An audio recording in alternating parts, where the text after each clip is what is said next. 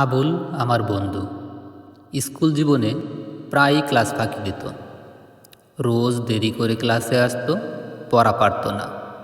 জিজ্ঞেস করলে অবাক চোখে জানালার দিকে তাকিয়ে বলতো, আমি পাতি নেতা হব। আমরা কেউ মাস্টার হতে চেয়েছিলাম, কেউ ডাক্তার, কেউ উকিল। আবুল চেয়েছিল পাতি নেতা হবে। পাতি নেতা হয়ে মাঝারি নেতার বিশেষ অঙ্গে তেল মাখাবে, চুল কালার করবে, ছাপরি স্টাইলে অলিগলি চষে বেড়াবে। আমরা মাস্টার হতে পারিনি, ডাক্তার হতে পারিনি, উকিলও হতে পারিনি, কিন্তু আমার বন্ধু আবুল ঠিকই পাতি নেতা হয়েছে।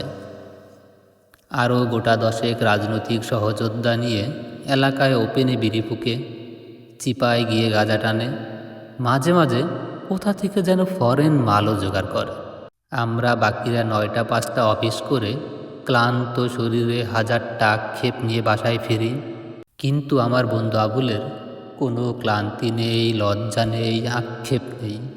সারাদিন ভাই আমার ভয় নাই, রাজপথ ছাড়ি নাই, স্লোগান মারে।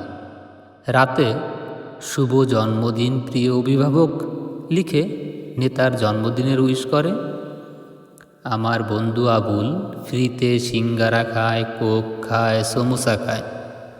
দল ক্ষমতায় থাকলে চাঁদার টাকার ভাগ পায়, ক্ষমতায় না থাকলে পুলিশের প্যাদানি খায়, গর্তে লুকায়। পাতি নেতা থেকে বন্ধু আবুল একদিন মাঝারি নেতা হবে, মাঝারি থেকে বড় নেতা, তারপর হবে জাতীয় নেতা। আবুলেরা একদিন প্রধানমন্ত্রী হবে, রাষ্ট্রপতি হবে, আমাদের সেবা করবে। দেশটা একদিন আবুলদের হবে। কেটে যাবে দিন, মাস, বছর। আমাদের পরবর্তী প্রজন্ম আসবে, আবুলদের লাইফ স্টাইলে আকৃষ্ট হবে, ক্লাস ফাঁকি দিবে। জিজ্ঞেস করলে বলবে, আব্বু আমি একদিন পাতি নেতা হব।